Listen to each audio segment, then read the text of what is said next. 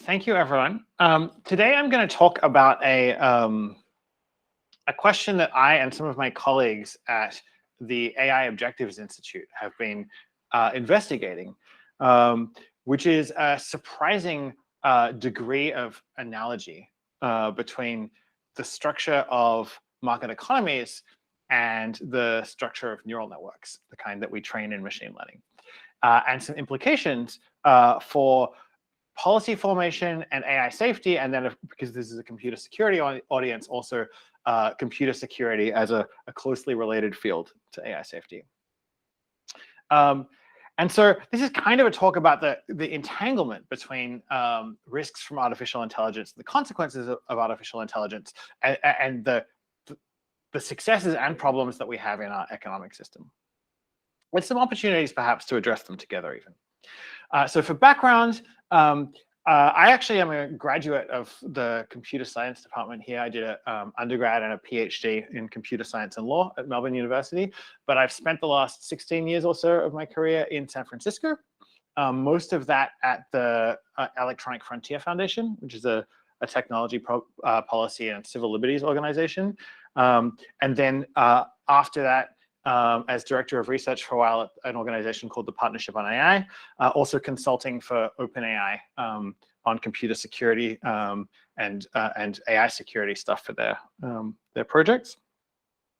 And then I guess I should add, this talk is part of the work of a new institute that I and a number of other people have started to try and think about the way we use artificial intelligence in market economies. And so if you look at these conversations, as machine learning and AI are moving really fast, people are having all these conversations about the consequences of using this technology at scale and the economic consequences. And those conversations are full of all sorts of strange fears. People kind of treat artificial intelligence as a tabula rasa onto which they project all of their, whatever their pre-existing concerns are. And so maybe it's like automation of labor, at first kind of automation of low-wage labor, but maybe also automation of creative labor. And I think one thing I'd say about this is we actually have choices about what kinds of work we automate and what kind of economic future we want to use artificial intelligence to create. And so part of our project for this new institute is to look at those questions and say, if we're going to use the cool stuff we invent in machine learning to create a more flourishing future, how do we do that? And so, we started kind of with the fears, and the fears are, maybe AI will be used for surveillance. Maybe AI will automate people's jobs. Maybe AI will be given some kind of misspecified objective, and it'll kind of run away out of control. Lots of people are kind of writing papers about this problem of specifying goals. And, I guess they started with very abstract examples. Like imagine you had a very capable general purpose AI system, and you asked it to make as many paperclips as cheaply as possible. And then it might run away and figure out how to make copies of itself and hack into more computers, and then use all of those computational resources to make more and more paperclips. And there's this great quote from Ted Chiang, who's a science fiction author, sort of expressing skepticism about this sort of thinking about the way the consequences of AI.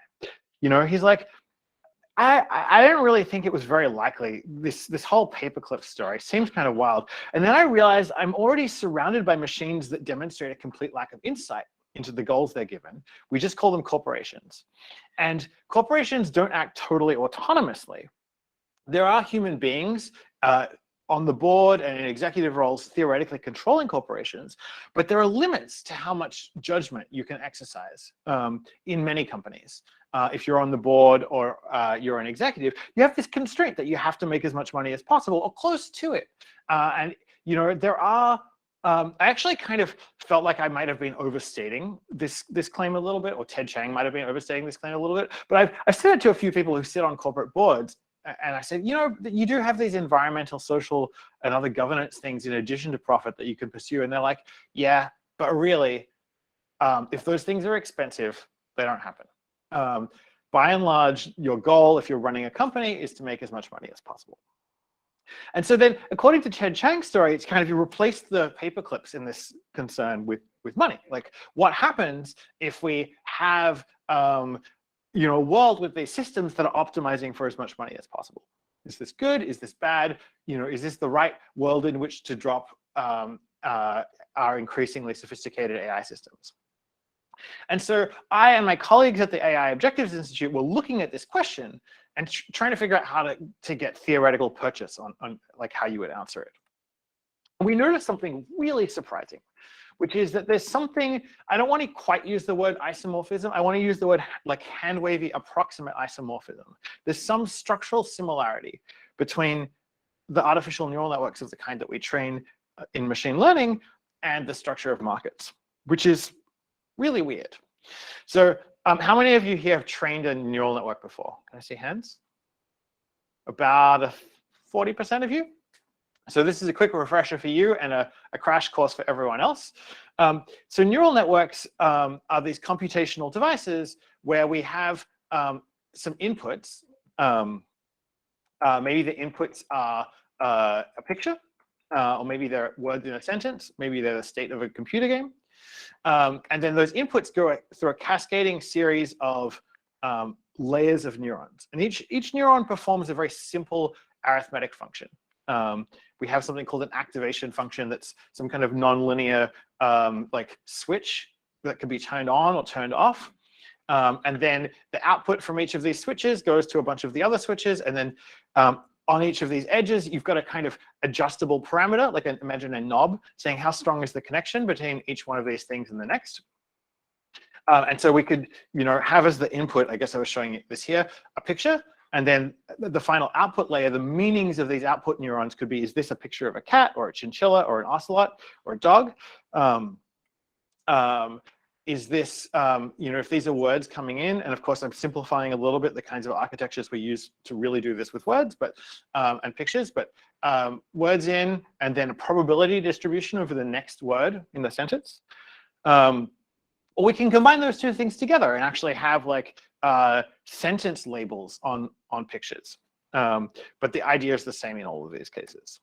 Or computer games. You can be playing a computer game and the neural network says which way you go next when you see this on the screen. How do you know what weights to use? So the training process uses this algorithm called gradient descent by backpropagation. And the basic idea is you write down a loss function at the end of the network that measures the difference between the output you currently have from your random initialized network or your partially trained network and the output you want. So in the case of this picture, we might want the answer to be 99% certain or 100% certain this is a picture of a cat sitting on a dog. And so if that's the loss function is the difference between that output we want and the output we have. And then we propagate the loss function backwards. What this means is we compute the derivative of the loss function with respect to every single one of these adjustable parameters in the network. And that gives us a direction in an abstract landscape that we should adjust the settings on this neural network. And then we do that for every piece of data in our training data set. We pile them all through. The network learns the structure of the task we've given it. And so this is gradient descent in an abstract landscape. Because I'm showing this picture on a computer screen, it's a 3D landscape, 2 dimensions, X and Y, with the height being the loss function. And the algorithm takes these jumps, but it tries to, at each point, figure out what direction a ball would roll downhill, and then it jumps in that direction. If I would roll this way, then it jumps here. And surprisingly, this works quite well. In markets, we have the first thing to notice is we have a similar network structure.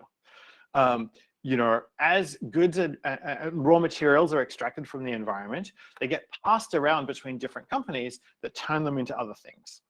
So you can imagine a very simple stylized version of this. We have a market economy where perhaps ore gets dug out of the ground and it gets combined with electricity from somewhere else and turned into iron ore, and then turned into steel, and then turned into screws, and then turned into computer cases, and then turned into cloud services, and then turned into apps, and eventually, at some point, consumers buy something. One disanalogy is that we don't have, between the simplest kind of neural network and this market structure, we don't have a layered structure. Sometimes a consumer might directly buy some wood. So we have and we have loops. Things could be a company that makes something in a primary sector might actually buy something from a more composite sector. So you have loops and you have no graph structure, no layer structure, but you basically have the same graph structured information processing thing going on. And then you might say, well, how does this thing adjust over time? And the process of adjustment turns out to be very similar to the process of adjustment we have when we train a neural network. So instead of the loss function that measures the difference between the output you've got and the output you want, you have a profit function. Now, you might notice that those things are basically the same, but there's a sign flip. So instead of trying to decrease loss, you're trying to increase profit. And each firm, and you can think of the firms maybe as being productive units even within firms that's making something or transforming goods and services, can compute this partial derivative of the loss or profit function with respect to the weights. And the weights are the degree of connection, like the trading relationships between them and other firms around them. There are also other parameters, such as investing in your technology, making better products, hiring new people, etc. Those are kind of internal to your node. But if investment in the kind of products and relationships and business lines that each firm sees at its point in the network is proportional to the profitability, the partial derivative of those things, then you're basically using gradient ascent, largely by backprop, though it could be a mixture of backwards and forwards propagation here.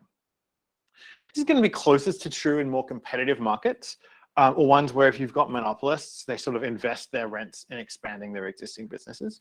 But it's to some degree true as an analogy in broader cases. So here, instead of a landscape, beforehand we had this landscape where the parameters of were the connections between the neurons in this very high dimensional landscape, and we were going down.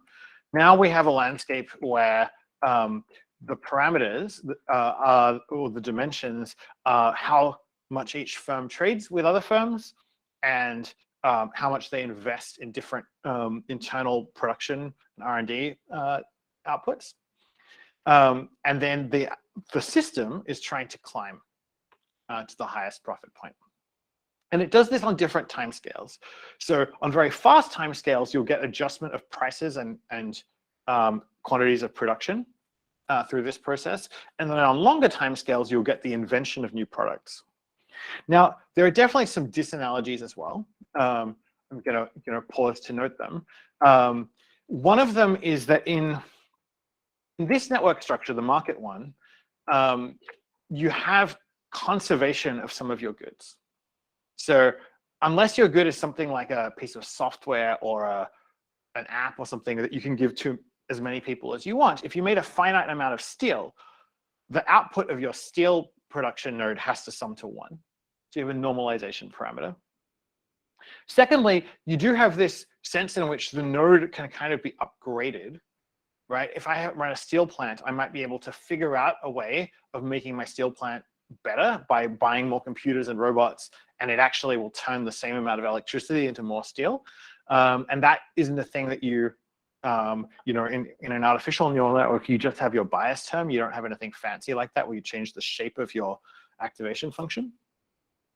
So there are these slight disanalogies. There are a few more of them, but basically we can understand market economies as doing something quite similar to our neural network training processes.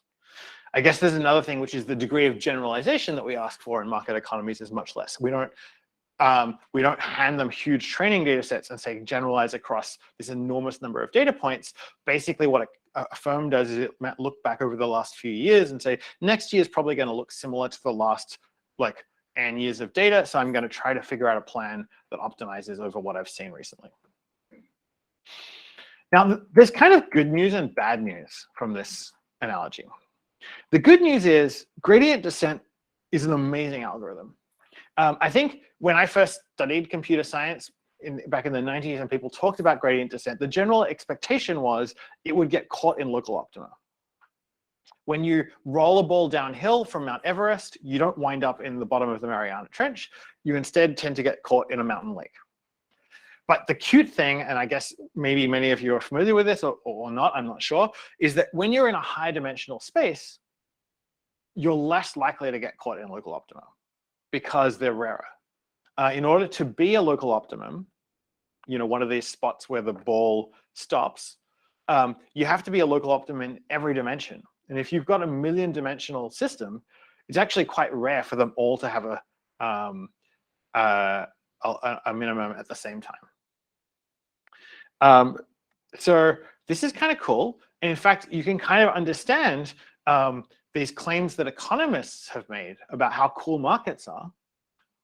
The invisible hand of the market that sort of somehow manages to arrange everything is actually being claims about gradient descent, which is amazing. And I personally am like, hang on, how did humans manage to figure out how to organize themselves into an efficient optimization algorithm before they even knew what that optimization algorithm was? We just kind of did it almost by accident. And so, you can ask, is this a new, like, Peter, is this a new realization? You're making this kind of deep claim about markets and gradient descent.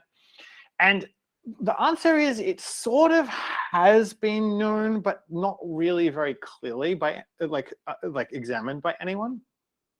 There's like a master's thesis from 1999 by a computer science student that makes the offhand remark that Walrasian atonement, which is what economists call the process of adjusting prices by trying one and seeing if it seems to be too high or too low, and then adjusting it. If you can't sell all your stuff, you decrease your price. If you're running out, your shelves are running out, you increase it. This master's student's like, that's a kind of hill climbing of some kind, but it's like an offhand footnote in a master's thesis. One Wall Street trader remarked publicly, on a stage in 2017, markets are a type of neural network. Friedrich Hayek, who's a famous economist, kind of thought there was some connection between markets and brains, but there wasn't really enough literature about how brains worked at the time to flesh that out. There's a large body of theory about how markets adjust their prices, but that theory basically focuses on what do you do once you get to the optimum? What are the properties of the optimum equilibrium point? And then, does that equilibrium point exist or something, without really understanding how you get there? Lots of people have used neural networks to predict the behavior of stock markets, which is kind of not surprising that works. And then lastly, there's one recent paper that proves that if you have a market where nothing gets made, things just get shuffled around, you can figure out how quickly it's going to converge to equilibrium using theorems about gradient descent. So this appears to be a new realization to some degree, which we're pretty excited about. That's the good news. The bad news is we're optimizing everything using this gradient descent algorithm, but we're using the wrong objective function for it. And we kind of know that from economic theory. People call these outcomes of markets market failures. You can have situations where you're optimizing for the objective function you have, which is essentially what will people buy? What are people excited to buy? And that's a great first order term, but you don't have a term in your optimization target for inequality, for the creation of public goods, for externalities such as environmental destruction, which are negative externalities, or positive ones like creating open source software or investigative journalism. And so the question we kind of find ourselves grappling with is, what are the consequences of having our economy optimized by this big neural optimizer thing that has the wrong objective? And if we want to fix that, how do we fix it? And in particular, if you're worried about the safety of your AI systems and the safety of the things they will be used for, how are they going to get deployed? They're going to get deployed inside our same market economy that we use for other things. And so some of these nodes in this graph are the companies that make and deploy the most advanced AI systems. Somewhere in here, you've got OpenAI, who keep deploying larger and larger language models, and just last week deployed a model that looks like it will put about half of graphic designers out of work, just like this. I'll show some examples of that in a second. You have, Microsoft's and Google's AI services divisions. You've got the Facebook newsfeed. And so what happens when the Facebook newsfeed is one of these for-profit nodes inside this larger market economy? Well, the manager looks at all the customers for their product and says, who's buying the most, who's paying us the most money? How do we make our product better for the people who pay us the most money? How do we optimize our little node in this structure? And so if their largest customer is Cambridge Analytica, then Facebook will sit there and optimize the AI systems it's building for their largest customer. And so if our market structures are not safe, then the AI systems they deploy won't be safe either. And so you can kind of, tell this story that is like, wow, okay, like if we can't figure out how to correct this market economy thing, we're going to wind up with really broken and dangerous technical systems. There's also another story, which is kind of the converse, which is, wait a minute, you're going to try to fix this problem by regulation, right, aren't you? And then turns out regulation is a hard AI safety problem. So when we try to correct markets, we go in there with governments and sometimes private sector actors go in with taxes and with subsidies, with new property rights, with new insurance schemes, with product labeling schemes. Say I want to do something about inequality. I could say, I'm going to go and start an organization called Fair Trade, and we're going to give people a little logo that they can put on their products if they treat their employees well, and that will correct the way the market optimizes, and that works. That literally has that effect. But it turns out that controlling optimizers is hard. And this is both an AI problem and an economic problem. In fact, you can think of these systems as being kind of like malevolent genies that will always do what you say, but not necessarily what you meant. So here's a famous example. So by the way, when I mentioned AI putting designers out of work, when I was making these slides, I needed a picture of a cobra in the British Raj. And so I was like, DALL-E, can you make me a picture of a cobra in the British Raj? And this took 5 seconds to illustrate this slide automatically. So the previous picture was some a high school student who'd won a drawing competition, and this is OpenAI stuff. Anyway, so the reason this slide is here is because when the British ruled India, they had a problem with cobras. Lots of people were getting bitten by cobras and dying. And so they said, okay, we have to get rid of the cobras. How do we get people to help us get rid of the cobras? What if we pay a bounty for every cobra that gets killed? And so they set up a scheme where if you brought in a cobra head, you would get paid. And for a while, lots of people were claiming the bounties and the number of cobras seemed to be going down. And then suddenly the number of bounties seemed to go up and the number of cobras stopped going down. And they went to sort of, after a while, went to investigate what was happening. And it turned out that people had started breeding cobras because it's way safer and easier to decapitate a cobra if you bred it than it is if you have to catch it in the wild. And so the British then revoked the bounty. And that caused all the people who bred all the cobras to release them, according to this story. And so this is a problem we struggle with in economic policy. It's also a problem that we've seen in AI systems. So this is a video also from OpenAI, or a very different system. So this is a deep reinforcement learning agent playing this boat race game. And what the boat's supposed to be doing is going around this course, going that way, completing laps. But what it's discovered, the way it was trained to do this is by trying to get as many points as possible. What it's discovered is that these 3 turbo booster things respawn, and it can get more points by just sitting in a corner doing donuts and collecting points from the turbo things than it can by finishing the course, so it doesn't bother. And so this is an example of the reason why some people are like, oh my God, we need to be afraid of paperclip AIs, because they're going to go and do things. They're going to run away with the goals we give them in ways we didn't intend. And there are more of those.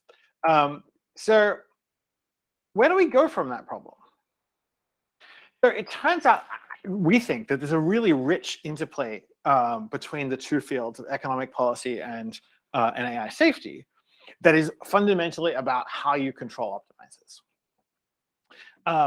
Over in AI safety, AI safety is a new field. People would call this reward hacking or side effects, or different types of problems. There are whole taxonomies of them.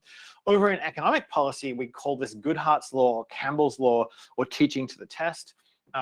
Of course, a great famous example of teaching to the test is in the United States. There was a piece of legislation passed about 20 years ago called No Child Left Behind, where the government said, we're going to really optimize our schools by testing everyone and figuring out which schools are increasing students' grades the most. And we'll fund those and expand those schools. And then, of course, the schools just reorganized their curricula at minimum to teach really aggressively all the stuff that was in the test and nothing else. And at worst, in some cases, teachers actually started trying to falsely deflate the grades of students coming in, so it would look like they'd raised the grades a lot at the end of each year. So what are the solutions we have? And we have some ideas for solutions from both of these fields. One is, if you're controlling an optimizer, never measure things one way. Never say it's just Cobra heads, or it's just your test scores, or it's just points in the computer game.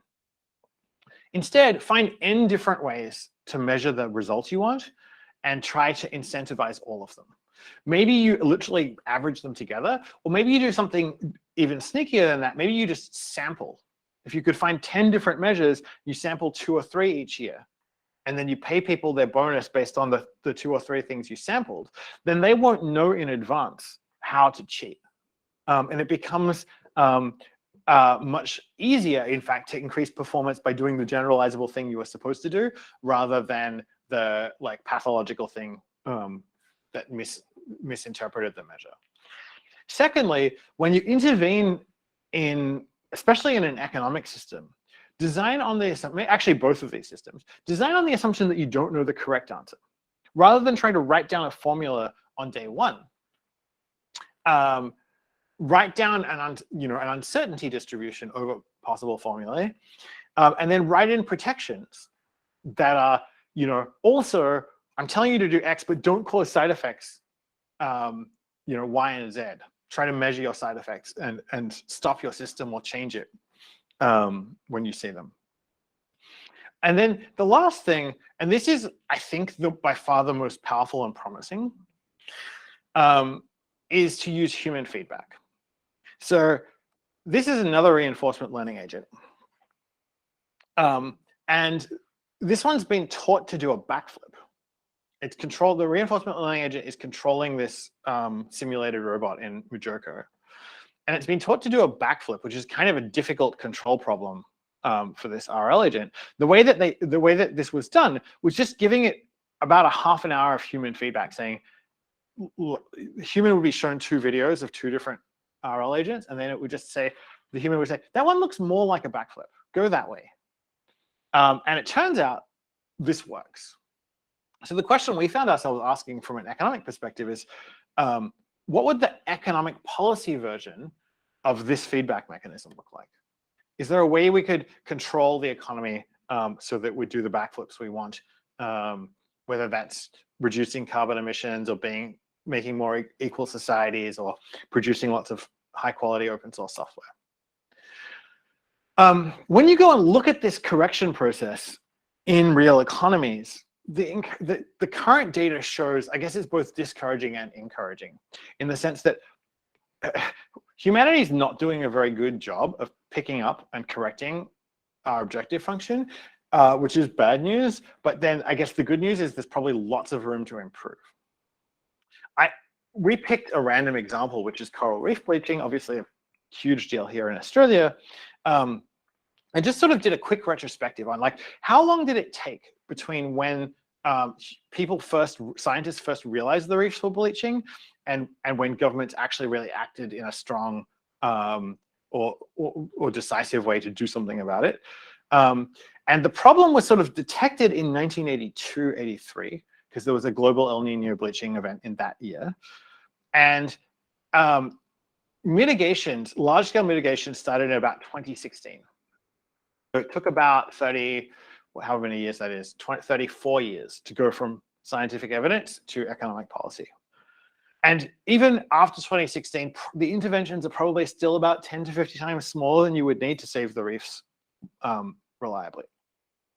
So this kind of should have been easy. This intervention should have been much easier to pilot and easier to roll out quickly. And it just seemed, you know, something like 5 years rather than, I guess it's 34 rather than 40, but we should be able to do this much more quickly. And the reason we don't is because there are no institutions that really have this mission. There's no linkage between scientific research and economic policy, where when you start seeing scientific research funding say, or social science research funding saying, we have a problem in our economic system, it's killing the reefs, or it's doing bad thing X, how do you first of all pile 10 times more funding to check that that's really the case?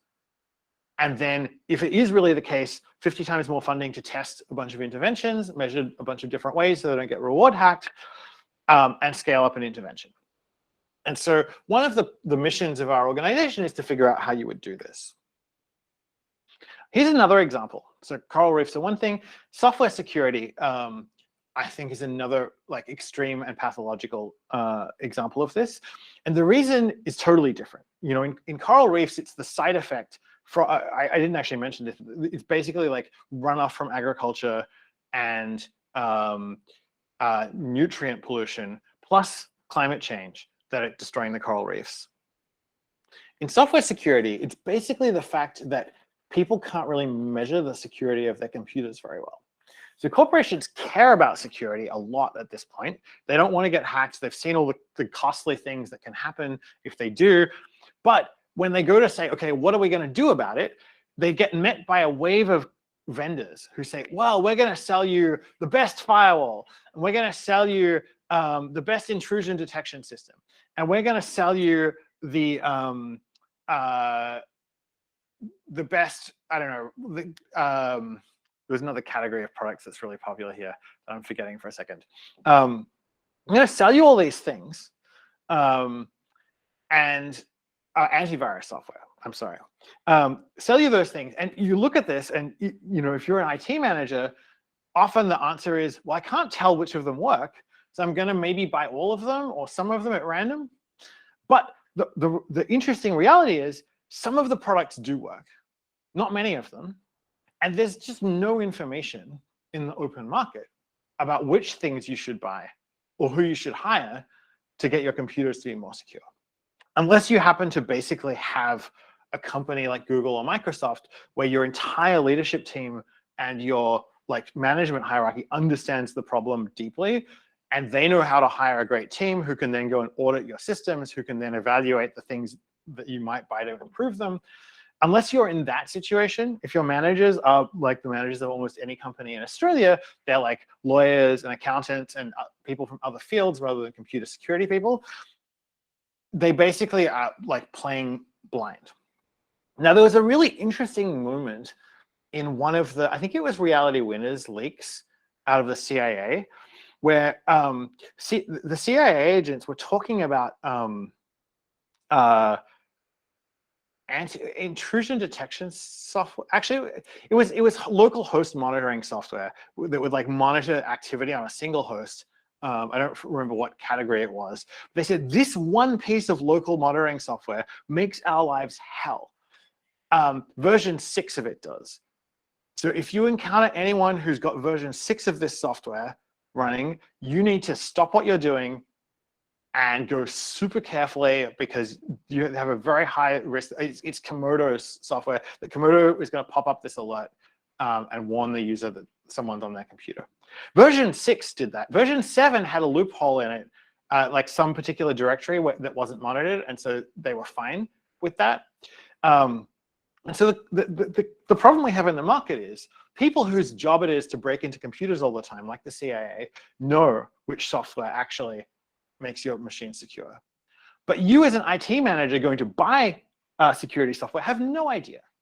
And so I guess the puzzle I want to pose to all of you is, what intervention could we make in the market structure that would close the loop here? So that when an executive or an IT manager goes to buy software, they'd actually have better information about which software actually worked. Last example, funding for investigative journalism. Investigative journalism is a public good.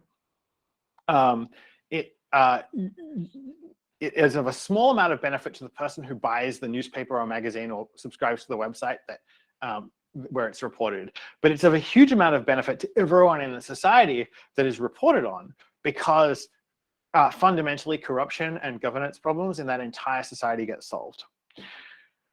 Investigative journalism was funded in this very strange way by the classified ad sections of newspapers, basically, until the tech companies came along and gobbled the classified advertising market, and then just that funding for investigative journalism disappeared. So a different question we could pose is, how would we get it back? What structural interventions could we use to fix this? Anyway, this is where I'm going to stop for now. I did have a partial conclusion side, but so in summary, the degree of similarity that we get between markets and neural networks, we think is just astonishingly high. It's not literally an isomorphism because of those few differences that I mentioned, but it's basically the same category of computational objects. Secondly, the safety properties of these two kinds of systems, they fail and succeed in very similar ways. And we can both understand economic policy as this neural optimization task where we have to control an optimizer, optimize a control problem where you have to control an optimizer, but it will always pathologically interpret your attempts to control it and do weird things in response. And lastly, when we turn to the economy, there are a lot of opportunities to intervene in it to make it more aligned. And if we don't do that, then the kind of world that we get by artificial intelligence deployment in market economies is going to be way less good than the kind where we could actually trust that the managers of every firm will have incentives that line up with humanity's incentives. So I'm going to stop there and see if people have questions or solutions to my puzzle. Pass around the mic if you're going to, just behind you. Yeah, you go. Anyone have a question?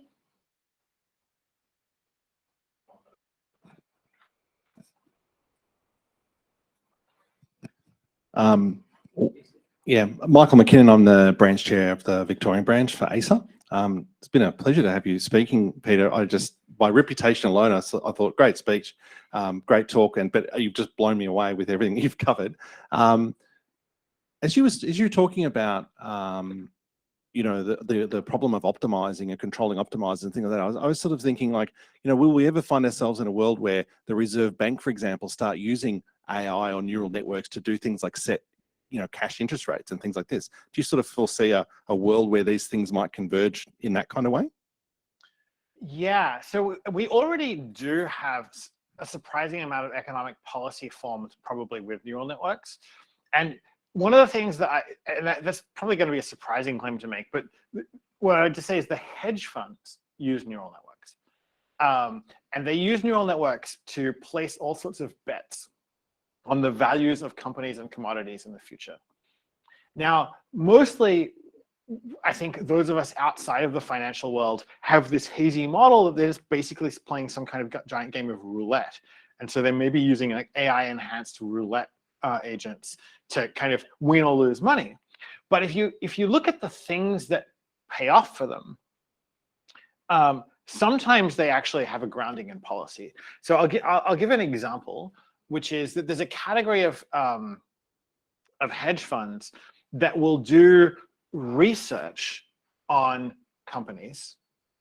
And then when they find things that they think are, for instance, kind of dubious practices, For instance, a company has terrible privacy practices, or it has, there might be some kind of cooking of the books or corruption going on with that company. It could be quite expensive to figure that out. It might mean you have to hire teams of professionals to go and monitor what the company is doing. And then why would you do that? What's your payoff? Well, if you're a hedge fund and you're able to take a short position on that company, do your research, and then publish it, now you have an incentive to do that research and publish it. So because of mechanisms like this, I think there's probably already a little bit of neural network use effectively in regulating our economy already, maybe a lot. But I do think that you're absolutely right that regulators, in addition to hedge funds, should probably be doing this. And I haven't heard of them doing so. Though actually, I'm going to add one more footnote, which is they do use computational general equilibrium models. And I think the argument I'm making in these slides is that a computational general equilibrium model is actually quite closely analogous to a neural network in its structure, if it's large enough. Peter, thank you so much for such a great talk. It's great to have you back here. Peter is an alumni of Melbourne University's computing school. So, but I did have a question about what do you think that an IT manager in an organization who does have to invest in IT security, I mean, how can they evaluate one vendor's performance other than sort of word of mouth or, you know, simulated tests that the vendor shows them, but obviously that's very biased. Is there an option? Is a buying guide useful, or will you just take the study the test? Well, before I give, so I think there are two versions of the problem, which is like, what do you do if you're an individual manager today and you face that problem, versus what could we systematically change so that every manager has an easier version of that task?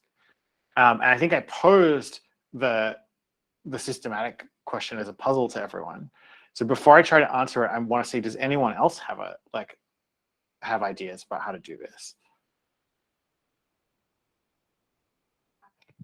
Pass the mic. Hi, thank you for the speech. It was really interesting. And my name is Natalia, I'm a PhD student. And what I wanted to say is I worked in an information security aggregator company. And basically, I was doing communication to those managers who were buying security, container security solutions.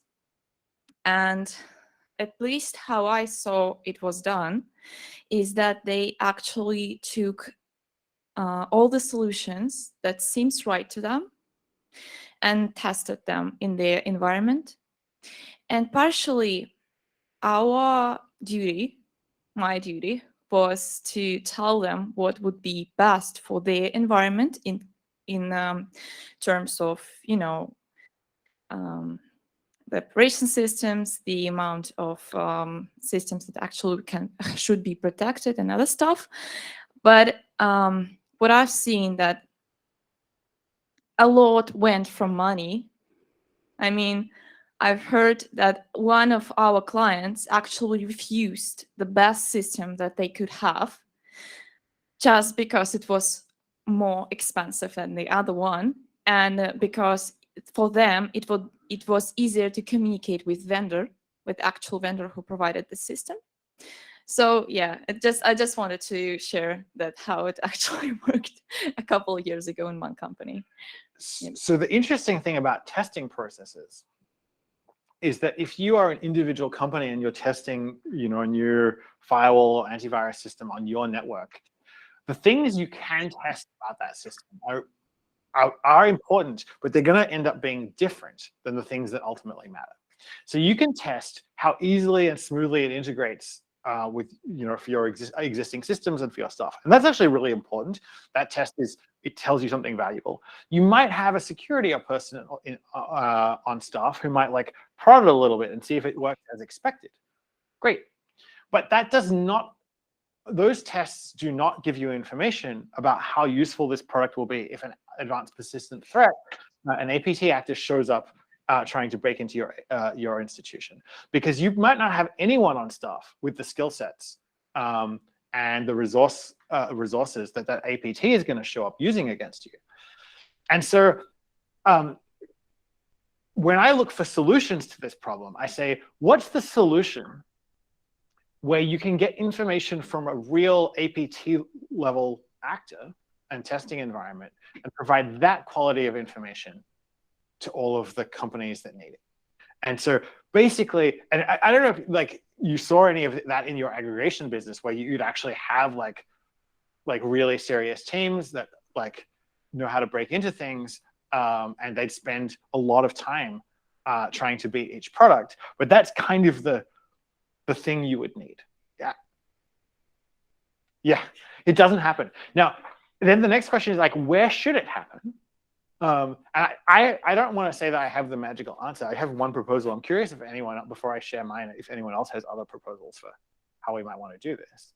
We want to hear yours. We've got a couple of questions that have come in as well from, but we'll do them after. I think if I were working on this problem, what I would do is I would get that aggregator. I'd hire like a really strong team of gray hat, black hat, whatever, white hat, like people with demonstrated pen testing skills. And then how do I, I now have all these expensive salaries I need to pay. How do I pay them? I'd probably offer insurance and say, we'll be an insurance company. And unlike the, other forms of cyber insurance where it's basically like, checks and boxes, did you buy a firewall solution? It's like, no, if you want lower premiums, our pen testing team will spend a week looking at your network. And because they actually break into lots of systems, they will know if you bought a firewall that makes a difference or not. They will know if the things that you've deployed actually make their jobs much harder, like the CIA team knew, right? Once you're in the daily practice or the career practice of breaking into lots of computers, you know which ones are hard and which ones are easy. So you need an information structure that goes from a team like that to the market objective function, so that there's more profit to be made by companies that pick the right thing, and so that purchasing executive at that company who picked the cheap solution rather than the expensive one, if the expensive one was better, could say, actually, we have a 10% higher chance or 20% higher chance of getting our entire network pwned if we buy the cheap thing. And so they can show that to their CEO, and the CEO might still make the wrong decision, but at least they're able to see why the other system is more expensive. Does that mean, I'll pass down, but does that mean that you think insurance companies should bundle with pen testers as one? I think it needs to be a specialized type of insurance company. It might be that you want to work with the existing big insurance vendors because they have the relationships to sell insurance. You're essentially selling the research and modeling of computer security risk, cyber risk, to the insurance industry. Can we just read out the questions here and then I'll pass it down? Okay, so the first question, you mentioned that this analogy works much better for perfectly competitive markets. How do you think market power affects the conclusion in your talk? Yeah, this is a complicated question because if you play with the analogy, you play the analogy game between the neural networks and the markets, and you look at, well, what is market power? Well, it's this tendency of markets to consolidate around one or two, maybe three companies because they can extract greater rents that way. And then if we look over at our artificial neural networks and we say, is there any process of consolidation that ever happens in these computational structures? The answer is yes, actually, we do often use regularization terms that try to force artificial neural networks to use as few nodes as possible to compute a particular thing. And so we penalize them for the number of non-zero weights that they have, for instance. And that's weird because over in economic policy land, we think of monopolies as generally being bad news under most circumstances, unless you have a monopolist that's kind of very well-intentioned and for whatever cultural reason reinvests all of its rents in some useful public good, which you shouldn't expect to be a long-term durable thing. I think I could point to examples that look like that, at least for limited periods of time, though. Whereas over in artificial neural networks, we use this sort of regularization process where we squeeze things into fewer neurons in order to avoid overfitting. And I actually do, I'm going to say I don't understand why the apparent sign on these two things is different. Like in the economic case, it looks like a bad thing for your system to have this happening. And in artificial neural networks, up to a point, it's good to have consolidation. Yeah, the next question is, does the similarity mean that research about the market value to human values alignment problem can provide insight to the human values to AI values alignment problem? Yeah, I think the insights can run in both directions. So to give kind of examples of each, I mean, I think it's literally the case that like information about how our economy functions and when it does things that people like and when it does things that people don't like, I think those, like, you could literally get good training data for language models and like more complicated systems that contain language models from those data sets.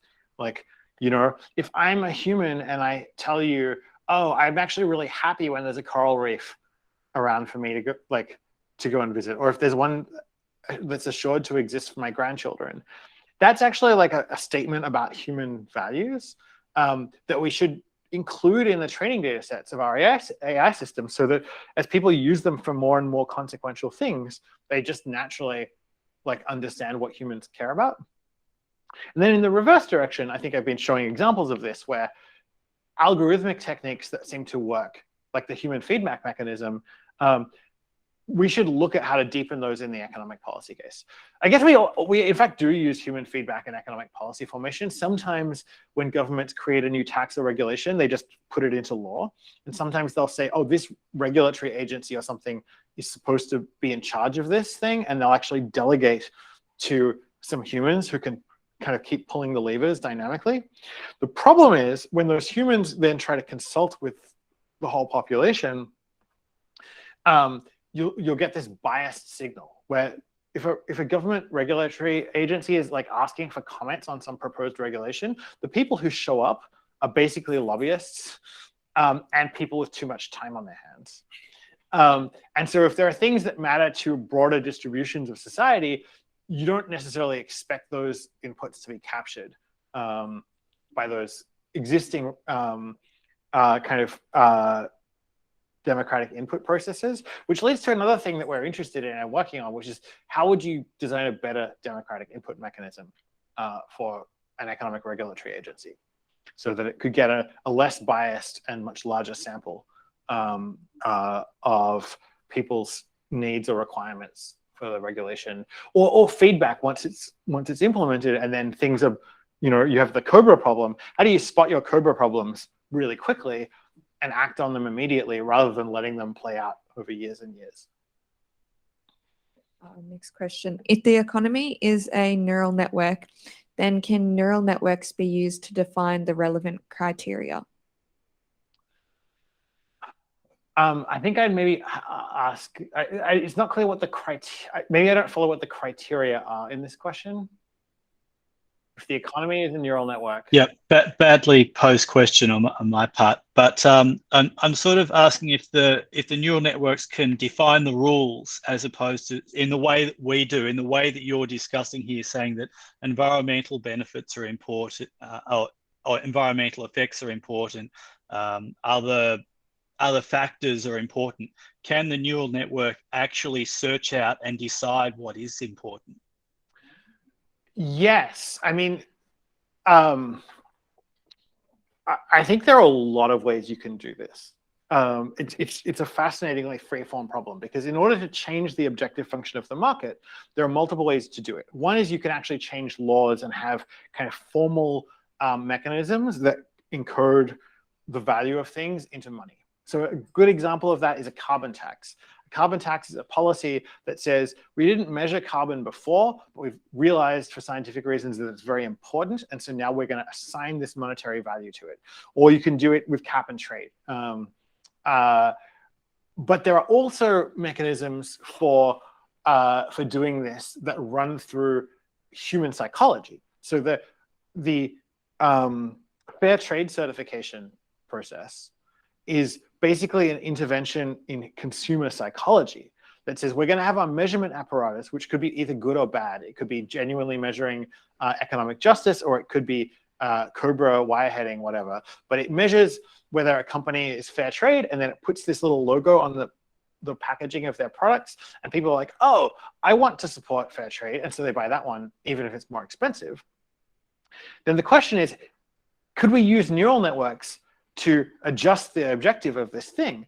And that turns to me into the question of, could we use neural networks to have a better set of labels for products, or to have a better set of tax formulae, or to have better insurance premiums, more accurate ones? And I think there are a lot of ways to do that. I'm going to pick one random one. I don't know that this was necessarily a neural network, but it was an ML model. I had some friends who started an insurance company in California, which burns as badly as Australia does. You know, California had fires in 2020 that burned 2.5% or 3% of the entire state. And so people can't afford fire insurance in California anymore because so many houses are burning down. But I had some friends who started a company that said, we're going to just like model fire risk much better. We're going to try to figure out which places will burn and how much difference it makes to clear the land around your house, and which way, you know, each valley the wind's going to blow, and you know, really provide detailed risk maps. And so suddenly, with their help, and that's a machine learning modeling problem, an insurance company can say, oh, there are some houses that really aren't going to burn, so they can keep having low insurance premiums. And the ones that are very risky, we really won't insure them. And then that adjusts the market objective function and says to developers, you know, at least if consumers, when they buy a house, can see the premiums, it says to the developers, hey, you need to stop building houses like this and build houses like this over here instead. And so that's an example of, you know, I guess 3 or 4 examples of the ways you can do this. And so, you know, for people in the audience who might be a little entrepreneurial, I want this to be a kind of like a chocolate box of ideas. There's a lot of these kinds of interventions in this economic system that we can make that would make it run more smoothly. Thank you. Does anyone else have some questions? We can pass them. Thank you for your presentation. Maybe my question is a little bit naive. What is the market failure of a neural network when everything is perfect, the input data is perfect, it's well fine-tuned? So Is it like local optima, or you talk about something different? So we have a taxonomy of these different failure modes, and they I'm going to answer this for reinforcement learning agents first, because they're kind of the most relatable, and then we can start talking about, say, supervised classifiers, which are a little bit more abstract. But for a reinforcement learning agent, imagine I have a reinforcement learning agent controlling a cleaning robot, and I ask it to clean my house. And each time it gets deployed in a different house, it has to learn the particular like environment and how to navigate it, and which bits of carpet are hard to drive on, and which bits of floor are easy to drive on, and which places tend to get dirty. Some of the safety failures that a well-trained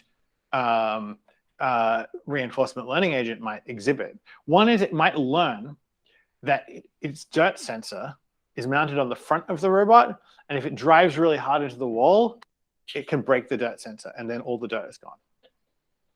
So it might learn that fact. It might cause side effects. So if you had a cat that tended to make a mess, it left hair all over the house, it might work out that chasing the cat out of the house is one of the best ways to keep the house clean. But that wasn't the behavior you intended. You just didn't specify this invisible part of the objective function, which is don't chase the cat around. If you gave it the objective function of cleaning up as much dirt as possible, so its goal is, you know, I get a point for every thing of dirt that I clean, it might learn that knocking over one of your pot plants and then cleaning it up is actually really good. In fact, Stuart Russell, like, you know, another colleague and a person who works in the AI space, like, described his daughter, you know, a human being, literally learning this lesson of like, oh, you get rewarded for cleaning up. Well, then I'm going to make a mess, and now I get rewarded for cleaning up, right? So, you know, learning systems can exhibit this behavior. It might also, if you give it points for every morsel of dirt it cleans, it might break out of the house through the cat door and then go and like get to the park where there's so much dirt that it's so easy to clean it up. And then you come home and your like robot is full because it's like vacuumed up like dirt from the garden. So those are examples of the way. There's one more actually I was going to say, which is safe exploration. If you've got part of your parameter space that the system has never observed before, it might try to take a shortcut through your Ming vase to get across the living room sooner, and then it'll break the Ming vase and go, oh, I shouldn't have done that, but you can't undo the action. So that's for reinforcement learning agents, like rough taxonomy of the kinds of failures you get. In classifier land, it's a little bit more complicated because it sort of depends on your deployment scenario. Like, you know, your objective, the simple objective, I guess you're saying, is like, you know, minimize the loss function. And then I guess overfitting is one example of something that would be an unsafe way to minimize your loss function. Are there others? Maybe not for you. I want to think about it for a little bit for a very simple classifier. But if you deploy a classifier in the world for a real world task, suddenly, absolutely, yes, there are ways in which a well-trained classifier might do things that we were really uncomfortable with.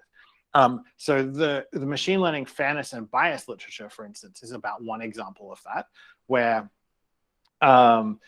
you could learn a predictive model that's basically racist or classist. Like a classist model is going to be more effective at predicting who's going to default on their loan or their insurance premiums. And a racist model, interestingly, so you know, I work in the United States where race and class are totally entangled, and so you can end up with models that, like, you know, you might be okay with classism. I don't know whether you should be, but like you might say, yeah, like people in different social classes have different probabilities of paying off their loans, and so if we use a machine learning model to predict loan repayment, that's kind of okay, maybe. I mean, you might disagree with that too. But then the model might actually, if it wasn't given information about race, figure out how to use race, some proxy for race as a proxy for class, and then start making predictions. So you literally get really like racially biased classifier systems being deployed for high stakes real world decision problems. And you look at that classifier and say, yep, this is the optimal classifier given the training data. But your training data didn't have all of the true explanatory variables that you needed to build a fair model, a phenomenon. So literally, in the United States, decisions about whether to put people in prison after they're arrested are made by very simple, like, heuristic classifier systems. And those heuristic classifiers appear to have like a false positive rate for African Americans. It's twice the false positive rate for other people.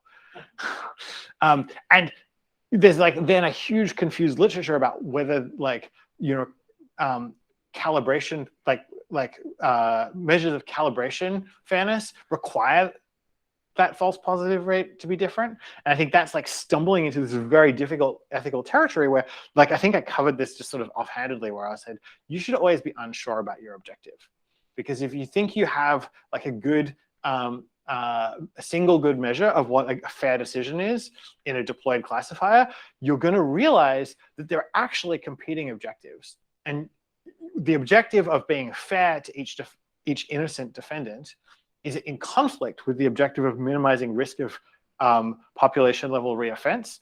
And so when you're confronted with those two things, you should be unsure about what to do.